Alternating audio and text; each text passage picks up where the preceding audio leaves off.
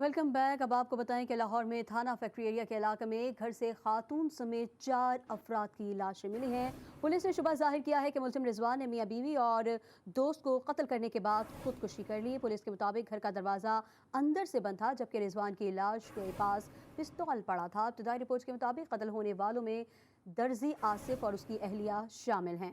हलाक होने वालों में अजीज़ और रिजवान भी शामिल हैं। पुलिस का कहना है कि रिजवान और आसिफ की घरेलू मामलात पर रंजिश चल रही थी। बज़ाहिर रिजवान ने तीनों अफराद को कत्ल करके खुदकुशी की है। वज़ीर आला पंजाब हमजा शहबाज ने वाक़े का नोटिस लेते हुए CCPO लाहौर से रिपोर्ट तलब कर ली है।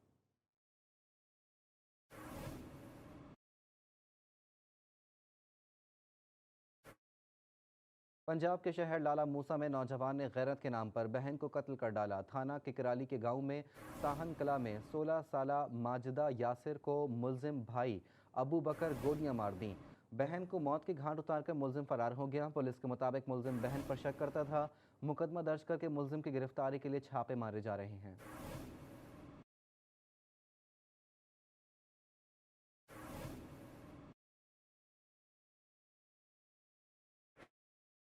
पाकपतन से नवीं जमात की तालिबा को अगवा कर लिया गया। नवाही गांव बहरामपुरे से 5 रोज़ कबल अगवा होने वाली तालिबा इरम शहजादी का पुलिस सुराग लगाने में नाकाम हो गई। मुखबिर तालिबा की वालिदा का कहना है कि पुलिस टाल मटोल से काम ले रही है, जबकि पुलिस का मौक़िफ़ है कि लड़की को जल्द बाजियाब करवाया जाएगा।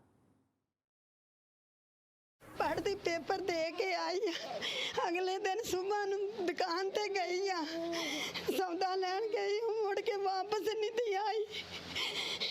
ਅਸੀਂ ਕਿੰਨਾ ਚਿਰ ਡੀਕਿਆ नहीं आई मुड़ के पाल की नहीं किसी पासियों नहीं मिलती। मेरे बच्चे आज तीसरा दिन हो गया। सिंध पुलिस में थानों में मर्द हेड मुहर्रर की तैनाती के बजाय खातून हेड मुहर्रर तैनात की जाने लगी। IG सिंध के अहकामात पर 2 खवातीन को जामशोरो और कोटरी थाने पर हेड मुहर्रर मुकर्रर कर दिया गया। SSP जामशोरो जावेद अहमद बलोच ने तहरीरी अहकामात जारी करते हुए खातून साबरा कुरैशी को हेड मुहर्रर मुकर्रर कर दिया, जबकि कोटरी थाने पर ताहिरा बीबी को मुकर्रर कर दिया गया है।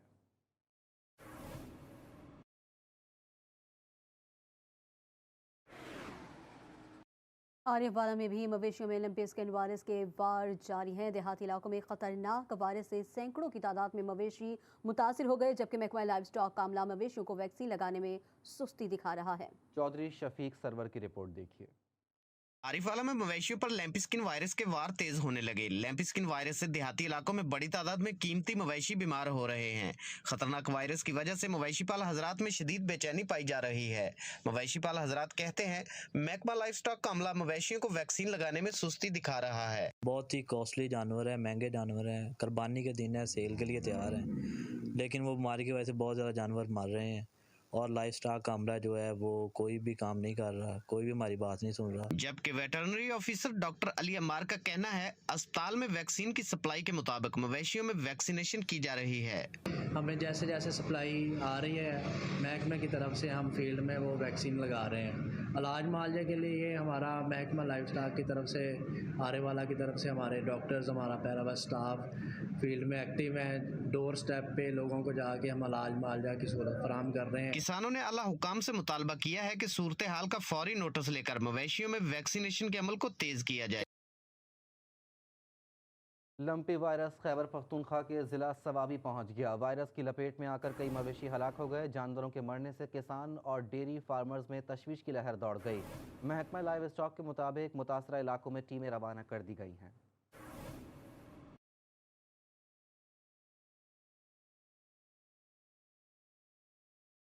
सादकाबाद में भी लिम्पी वायरस के वार अचानक बढ़ गए। ईद कुर्बान से कबल बीमारी फैलने से हजारों जानवर मुतासिर हो गए हैं।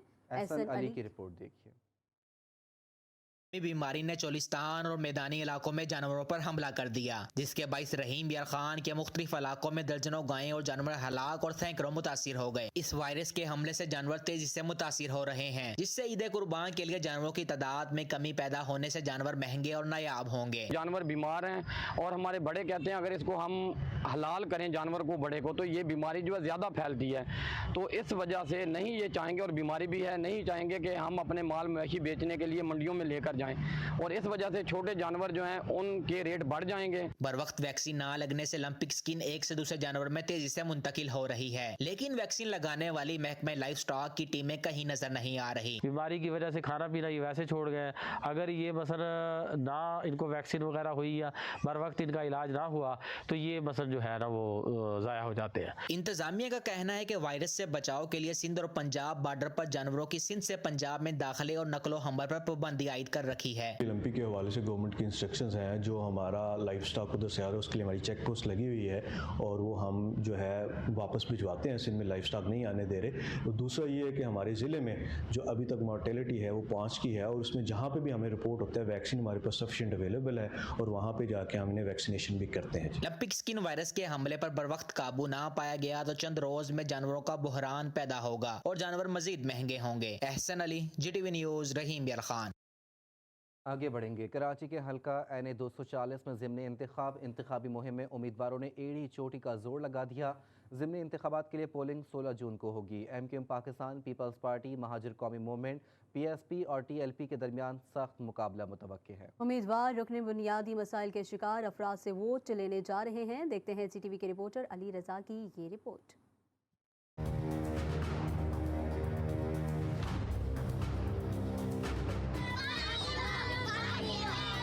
कौमी असम्बली का हल्का NA 240 कुरंगी के वसी इलाके की नुमाइंदगी करता है, लेकिन इस हल्के में सबसे बड़ा मसला है पानी का। बेशतर इलाकों में पीने का पानी नहीं, मगर जहां पानी आ भी रहा है वहां गटर का गंदा पानी साफ पीने के पानी में शामिल हो जाता है। आवाम के बजाय टैंकर माफिया का यहाँ राज है।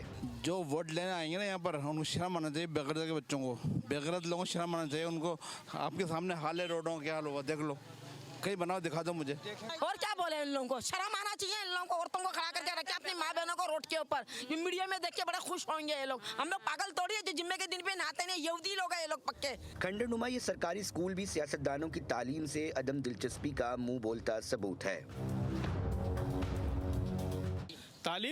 तालीम के नाम पर ये खंडर स्कूल है हमारे पास और हमारे बच्चों का मुस्तकबिल ये है कि यहाँ पर मंशियात फरोश और मंशियात पीने वाले लोग इसको अपना डेरा बनाकर बैठे हुए। ऐसे कई स्कूल इसी तरह उजड़े हुए। बेशतर फैमिली पार्क्स जानवरों के अस्तबल और कचरा कुंडियों में तब्दील होते दिखाई दे रहे हैं।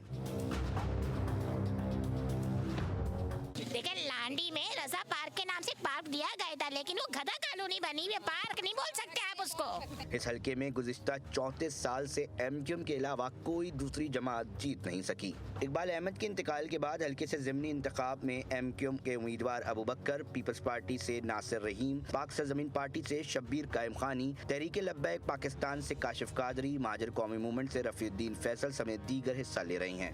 हल्का NA 240 में बुनियादी मसाइल ताहाल हल तलब है। अब देखना यह है कि 16 जून को ये अवाम अपने मसाइल के हल के लिए किसको चुनती है।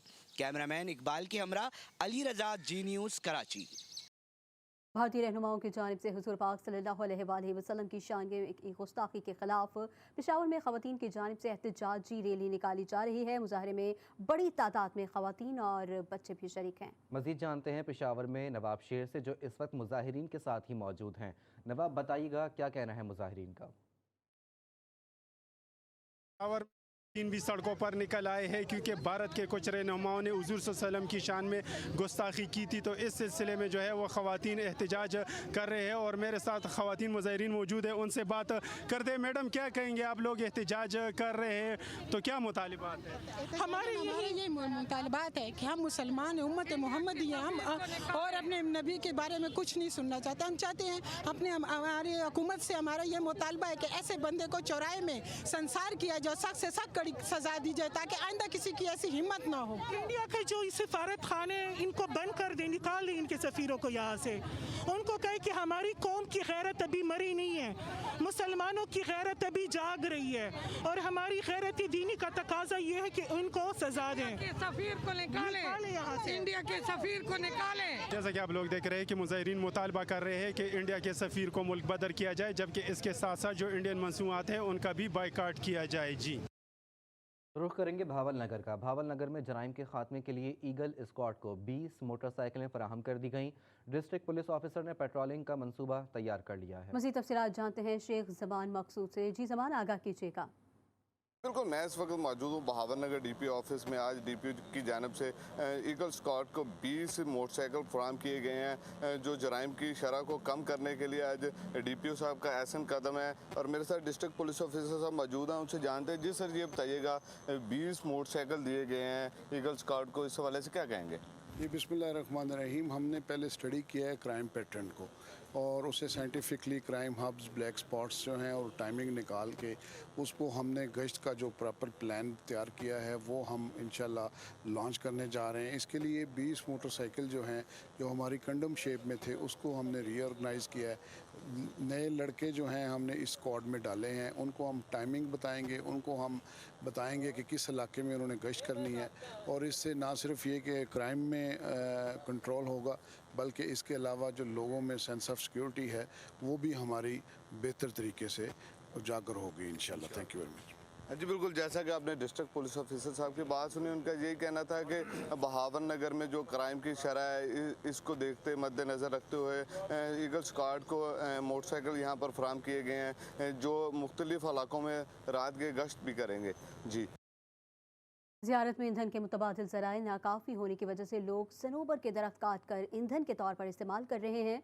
सनोबर के जंगल के तहफ़्फ़ुज़ के लिए महकमा खेल उमूर नौजवानान की जानिब से स्कूल के बच्चों के हमरा आगाही रैली निकाली गई। इस वक्त ब्यूरो चीफ बुशरा कमर रैली में मौजूद हैं, उनसे मज़ीद जानते हैं। बुशरा, बताइए। जी बिल्कुल, इस वक्त मैं ज़ियारत में मौजूद हूँ और ज़ियारत जहाँ पर सयाहती तफरीही मकाम के हवाले से दुनिया भर में जाना जाता है, वहीं पर यहाँ मौजूद जो सनोबर के दरख्त हैं वो कबल मसीह के दौर से जो है यहाँ पर सबसे बड़ा जंगल है। इस वक्त इस जंगल को जो है दूसरे दुनिया के सबसे बड़े जंगल होने का एजाज़ हासिल है, लेकिन बदकिस्मती से इस इलाके में कम बारिशें और बर्फबारी कम होने की वजह से अब इन जंगलात की बका को जो है वो ख़तरात लाहक हो चुके हैं। जबकि यहाँ पर ईंधन के मुतबादिल ज़राए ना होने की वजह से लोग इसकी लकड़ियां जलाकर जो है वो ख़त्म कर रहे हैं। इस वक्त कमिश्नर साहब हमारे साथ मौजूद हैं, आइए उनसे जानते हैं उनका क्या कहना है। जी बताइए, आज इन दरख्तों की बका के लिए आपने रैली निकाली है और क्या पैगाम देना चाहेंगे लोगों को?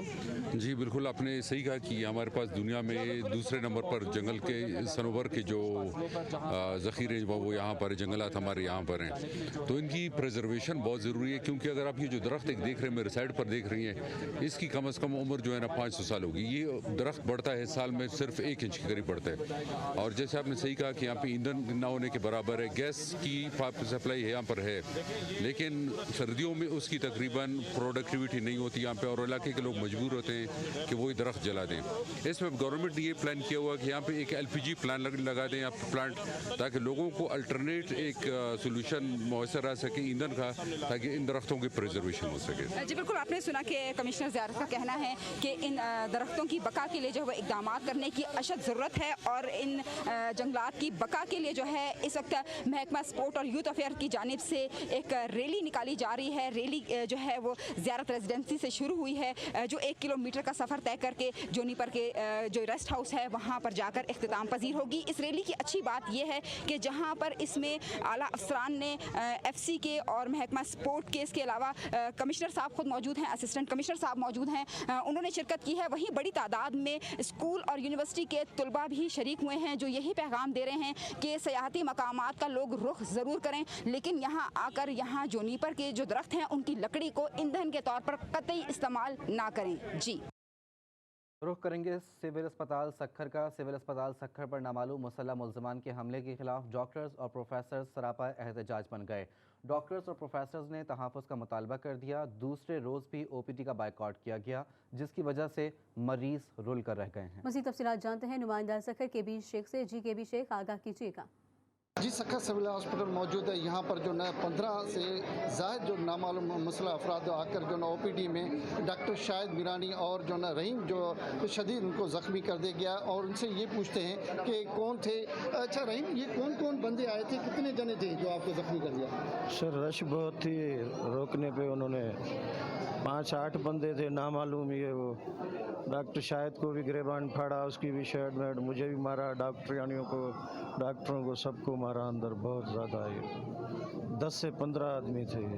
जी, इनका ये कहना है कि जो 10 से 15 अफराद जो मुसल्लह अफराद यहाँ आकर और जो हमें जो पकड़ के और जो मार की जिसमें शदीद ज़ख्मी होकर और सखर सिविल हॉस्पिटल में जो डॉक्टरों ने OPD का जो बाइकाट किया।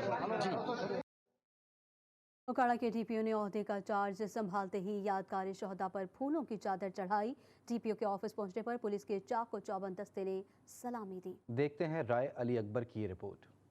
उकाड़ा में नए तैनात होने वाले district police officer Hasan Iqbal ने ओहदे का चार्ज संभाल लिया। अपने कप्तान की डीपीओ ऑफिस आमद पर पुलिस फोर्स के चाको चबंद दस्ते ने सलामी पेश की।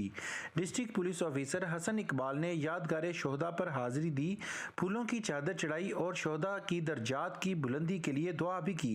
डीपीओ उकाड़ा हसन इकबाल ने शोहदा के मुतल्लिक गुफ्तगू करते हुए कहा, अपनी ड्यूटी शुरू करने से पहले अपने महकमे के शोहदा की यादगार पर हाजिरी देना और इनको खराजे तहसीन पेश करना जराइम और क्राइम के खिलाफ लड़ने में हमारी जुर्रत और बहादुरी बढ़ाता है। इन्होंने कहा कि जराइम पेशा अफराद की किसी भी किस्म की रायत के मुस्तहिक नहीं। आईजी पंजाब पुलिस और आरपीओ साहिवाल के विजन की रोशनी में अवाम को इंसाफ फराम करना, गरीब की दादरसी करना, मंशियात फरोशों और माशरे के नसूरों के खिलाफ कार्रवाई करना ही हमारे महकमे की अव्वलीन तरजीहात में शामिल है। महकमा पुलिस में जजा और सजा का अमल जारी रहेगा। जो पुलिस अफसर अच्छा काम करेगा उसकी हौसला अफजाई करते हुए इनामात से नवाजा जाएगा, जबकि इसके बरअक्स दानिस्ता तौर पर बददियानती करने वाले को महकमाना सजा का भी सामना करना पड़ेगा। कैमरा टीम के साथ राय अली अकबर, GTV उकाड़ा। में बिजली के बहरान पर काबू ना पाया जा सका। शहरी शदीद गर्मी में बिजली बंदिश का अजाब सहने पर मजबूर हो गए हैं। बिजली का शॉर्टफॉल कम होने के बजाय एक रोज में 1000 से जायद बढ़ गया।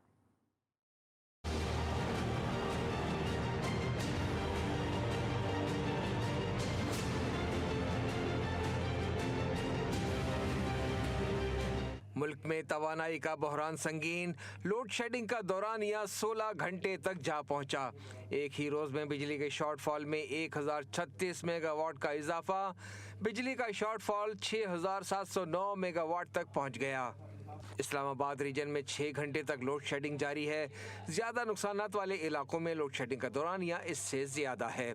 मुल्क के तिजारती हब कराची में सख्त गर्मी में बिजली की लोड शेडिंग जारी है।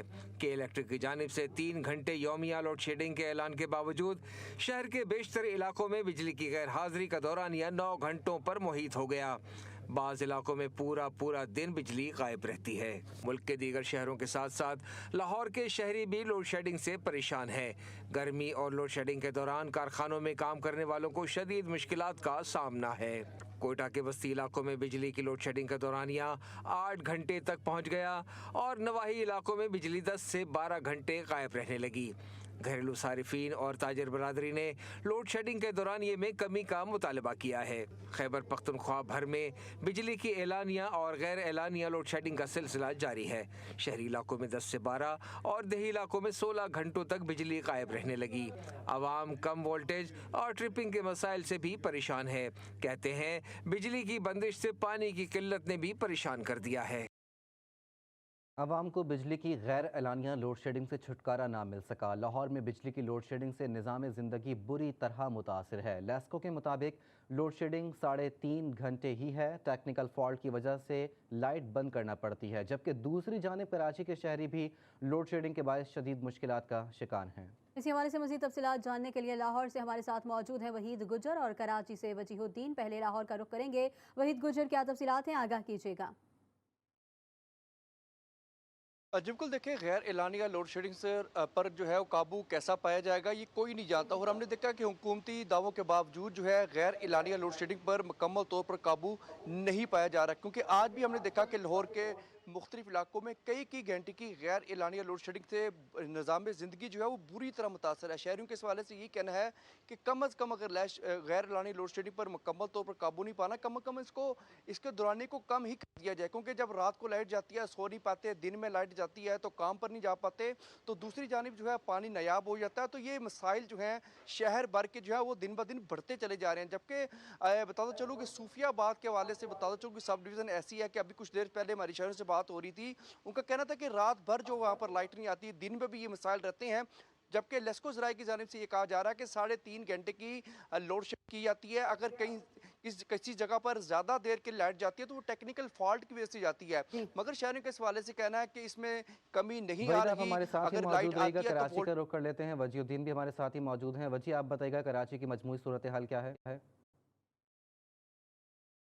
बात की जाए तो कराची में हम देखते हैं कि ऐसे इलाके हैं जहाँ पे के इलेक्ट्रिक की जानिब से ये दावा किया गया था कि सिर्फ जो है 3 घंटे की लोड शेडिंग की जाएगी, लेकिन हम जब ग्राउंड लेवल पे जाके देखते हैं मामला जो है कुछ और होते हैं। कराची में अगर मुख्तलिफ ऐसे इलाके हैं जहाँ पे 10 से 12 घंटे की लोड शेडिंग जो है की जा रही है, और कुछ तो ऐसे भी इलाके हैं जहाँ पे 14 से 16 घंटे की लोड शेडिंग भी जो है की जा रही है, लेकिन अब तक जो है के इलेक्ट्रिक की जानिब से कोई भी जो है वाज़ेह अहकामात सामने नहीं आए।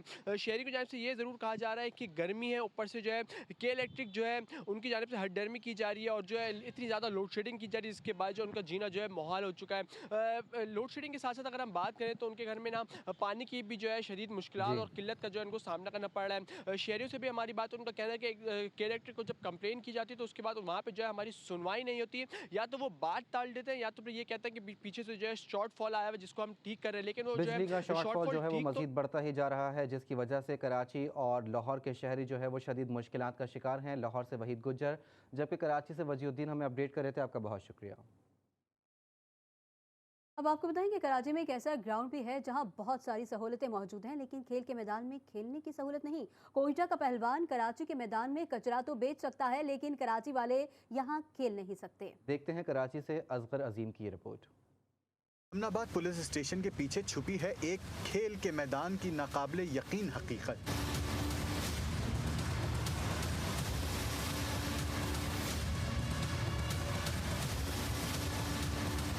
यह है नूरानी क्रिकेट ग्राउंड, जहां खेल की रौनक है और ना नूर। अलबत्ता इस मैदान में जानवरों का बाड़ा, नाई की दुकान, पीर बाजार और इसके गोदाम की सहूलत के साथ बॉडी बिल्डिंग का वीरान क्लब और तो और मोटरसाइकिल पार्किंग स्टैंड भी मौजूद है। तो सर हम आते हैं यहाँ नमाज पढ़ने, जॉब करते हैं, पीछे नौकरी, तो यहाँ पीर वाले दिन बाजार लगता है यहाँ पे। और उसके अलावा ये कचरा पड़ा हुआ है, यहाँ से जब जमा हो जाता है तो डंपर वगैरह लोड करके यहाँ से ले जाते हैं। अगर आपको ड्राइविंग सीखने का शौक है तो कहीं और जाने के बजाय नूरानी ग्राउंड आ जाएं।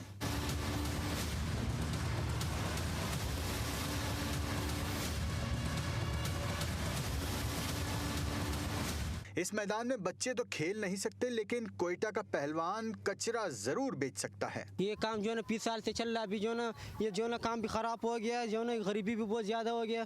कचरे वाला के ऊपर जो ना और भी लोग जो ना गंदा गंदा हिसाब करते हैं। पहलवान है उसका नाम, लेता है शराब गोड में। वो तो कोयटा में गया, रोड माने शादी के पे गया हुआ है, नहीं रहता इधर ही है, मगर उधर जो है तो शादी पे गया हुआ, दावत पे दिया हुआ उसको। एक और अहम चीज, इस मैदान में फ्लड लाइट्स भी हैं, लेकिन शायद चरागों में तेल नहीं, तो दिया कैसे जले। कैमरामैन अली जाफरी के साथ असगर अजीम, GTV न्यूज, कराची। और अब कुछ बात करेंगे मौसम की। महकमा मौसमियात ने आज शाम से कर गरज चमक के साथ प्री मानसून बारिशों की पेशगोई कर दी। बुहेरा अरब से नम हवाएं मुल्क के बालाई इलाकों में दाखिल होने का इम्कान है। इस वक्त हमारे नुमाइंदे सौले अब्बासी इस्लामाबाद से हमारे साथ मौजूद हैं। मजीद तफसीलात उनसे जानते हैं। सौले बताइएगा, महकमा मौसमियात ने बारिशों के हवाले से मजीद क्या पेशगोई की है? जी बिल्कुल, गर्मी के सताए शहरियों के लिए महकमा मौसमियात ने तवीज़ सुना दी है। और आज इस्लामाबाद, रावलपिंडी और इससे मुल्हिका जो इलाके हैं, यहाँ बारिशों का सिलसिला शुरू होने जा रहा है, जिससे वफाकी दारुल-हुकूमत में जो गर्मी का जोर है वो टूटने का इम्कान है। इस वक्त इस्लामाबाद का मतला तो साफ़ है और गर्मी की शिद्दत भी महसूस की जा सकती है, लेकिन आज शाम से जो प्री मून सीज़न शुरू होने जा रहा है, जो 23 जून तक जारी रहेगा, उससे ये जो गर्मी की लहर है इसका टूटने का इम्कान जाहिर किया गया है। मौसम का हाल बताने वालों ने मज़ीद तफसीलात में बताया कि जो बहरा अरब से नम हवाओं का सिलसिला है, उससे बारिशों का सिलसिला जो है वो 23 जून तक जारी रहेगा और इसको प्री मून सीज़न का महकमा मौसमियात ने नाम दिया है, जिससे इस्लामाबाद, रावलपिंडी, मरी, अटक और दीगर जो मुल्हिका इलाके हैं, यहाँ पर वक्फे से 23 जून तक बारिश का सिलसिला जारी रहेगा।